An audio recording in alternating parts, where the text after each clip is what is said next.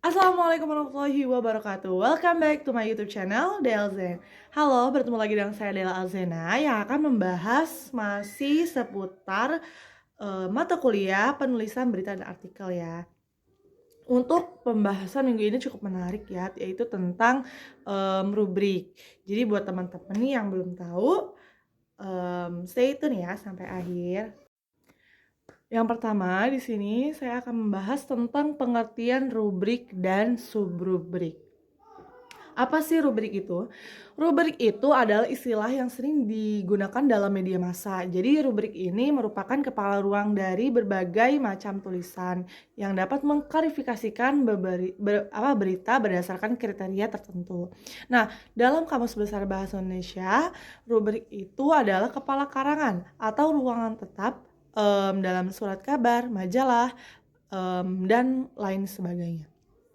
Rubrik ini adalah karya jurnalistik baik dalam koran atau majalah maupun media cetak lainnya yang mempunyai ciri khas dari segi penyajian kepada pembaca berdasarkan kepentingan yang ada atau terbentuknya pembagian kepada pembaca mengenai isi pesan yang disampaikan. Seperti itu, yaitu menurut buku Munirah tahun 2015. Jadi kalau kita bertanya tentang rubrik yang tadi jelaskan, dan kalau subrubrik itu apa? Jadi sub itu adalah di bawah atau bagian dari rubrik gitu.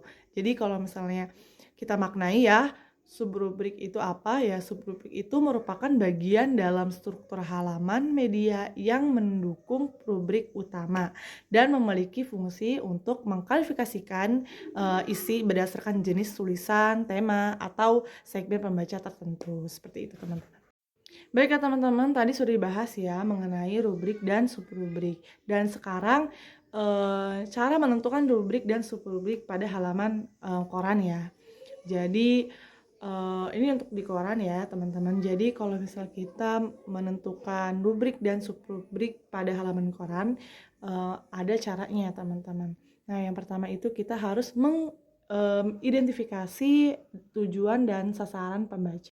Dan yang kedua itu adalah menentukan rubrik utama. Nah dan selanjutnya itu adalah menentukan subrubriknya. Setelah itu, kita menyesuaikan dengan struktur tata letak halamannya. Dan yang terakhir, kita evaluasi dan melakukan penyesuaian. Nah, teman-teman, tadi sudah dijelaskan ya seputar rubrik dan subrubriknya, lalu mengenai penentuannya gitu ya, penempatannya. Dan sekarang adalah tujuan dari rubrik dan subrubrik tersebut. Jadi, ada beberapa tujuan terbentuknya rubrik dan subrubrik dalam sebuah majalah ataupun koran ya. Yang pertama itu yaitu memudahkan untuk mengisi halaman-halaman surat kabar maupun majalah atau koran ya atau media cetak lainnya, ibarat pameran. Rubrik itu stand-stand yang menawarkan produk-produk dengan keistimewaan masing-masing gitu. Jadi bisa diibaratkan seperti bazar ya, atau pameran-pameran kayak seperti bazar-bazar Ramadan gitu kan, pasti banyak stand-stand gitu. Nah itulah peletakan-peletakannya gitu, itulah rubrik itu berfungsi seperti stand-stand tersebut, ibarat bazar itu sebuah majalah atau koran. Nah, yang kedua itu mempermudah pembagian tanggung jawab redaksi, yang dimana setiap rubrik itu harus ada penanggung jawabnya, seperti itu. Dan tujuan yang lainnya juga, atau fungsi yang lainnya juga antara lain adalah menciptakan daya tarik pembaca sehingga bisa memperbesar daya pasar gitu ya, memperbesar pangsa pasar, dan membuat semakin variatif ya rubrik itu di sebuah majalah atau surat kabar lainnya. Nah teman-teman, selanjutnya saya akan membahas pengaruh dari rubrik dan subrubrik tersebut terhadap minat pembaca. Jadi seberapa ngaruh sih rubrik dan subrubrik itu? Jadi emang Rubrik dan subrubrik itu sangatlah berpengaruh ya. Bahkan dengan adanya rubrik dan subruk itu bisa mempermudah pembaca dalam menemukan topik yang relevan, dengan minat mereka, seperti itu. Jadi, subrubrik, sebagai bagian dari rubrik utama memberikan, pengelompokan yang lebih spesifik, terus memungkinkan konten yang ada itu, lebih fokus dan mendetail gitu. Nah, teman-teman, tanpa adanya rubrikasi yang jelas, pembaca itu dapat merasa kesulitan dalam menyaring sebuah informasi atau memahami informasi, dari, suatu majalah atau surat kabar, atau media cetak lainnya tersebut. Nah, oleh karena itu, makanya pemilihan dan penyusunan rubrik serta subrubrik itu harus strategis karena dengan adanya penempatan atau penyusunan rubrik dan subrubrik yang strategis, itu dapat berkontribusi besar terhadap kelancaran dan kenyamanan dalam proses membaca, seperti itu. Itu juga dapat meningkatkan keterlibatan serta pemahaman terhadap berita dan informasi yang disampaikan. Selain itu juga teman-teman, saya di sini akan membahas tentang pengertian judul berita dan cara memilih judul berita. Apa sih pengertian dari judul itu gitu, dan bagaimana cara memilihnya, seperti itu teman-teman.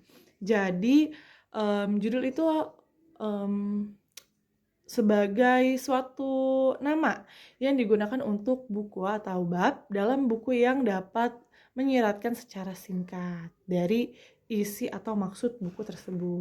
Nah, teman-teman, dalam membuat judul berita itu, ada beberapa syaratnya. Yang pertama, itu harus provokatif. Yang kedua itu singkat dan padat. Yang ketiga itu relevan. Yang keempat fungsional. Yang kelima formal. Dan yang keenam spesifik. Selain judul juga, saya akan membahas tentang pengertian lead berita dan cara memilih lead berita. Nah, lead berita itu adalah paragraf pertama dalam berita yang mengandung gambaran umum suatu berita.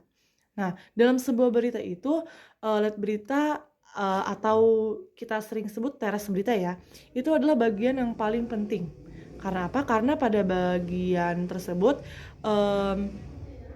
termuat isi pokok dari berita tersebut. Nah, lead juga ada banyak ya jenisnya. Yang pertama ada lead ringkasan, terus yang kedua ada lead bercerita, yang ketiga ada lead deskriptif, yang keempat ada lead kutipan, yang kelima ada lead bertanya, dan yang terakhir ada lead menggoda. Nah, teman-teman, bagaimana sih cara menentukan atau menulis lead yang baik dan menarik? Nah, yang pertama itu lead berita atau teras berita itu harus mencerminkan pokok terpenting dari berita tersebut. Nah, yang kedua harus dengan mengingat sifat bahasa Indonesia. Jadi jangan mengandung lebih dari 30 dan 45 perkataan ya. Jadi dibuat secara sesingkat mungkin lah gitu. Yang ketiga, apabila teras berita itu singkat, misalnya terdiri dari 25 perkataan ya atau kurang, maka teras berita tersebut harus ditulis begitu rupa sehingga dapat mudah ditangkap oleh para pembacanya gitu. Jadi kalimat-kalimatnya juga singkat, sederhana, susunannya, terus mengindahkan bahasa baku serta jadi menjauhkan kata-kata yang mubazir gitu ya teman. Nah, kalau ada hal-hal yang tidak begitu mendesak namun berfungsi sebagai penambah atau pelengkap dari keterangan tersebut atau keterangan berita tersebut, itu lebih baik atau alangkah baiknya gitu ya dimuat di dalam beritanya saja. Selain itu, teras berita juga alangkah baiknya dilakukan atau ditulis tuh unsur tempat dulu, baru unsur waktu. Nah, teman-teman, mungkin itu aja yang dapat saya sampaikan. Gak kerasa ya teman-teman, udah 10 menit aja berlalu. Wabillahi taufiq wal hidayah. Wassalamualaikum warahmatullahi wabarakatuh.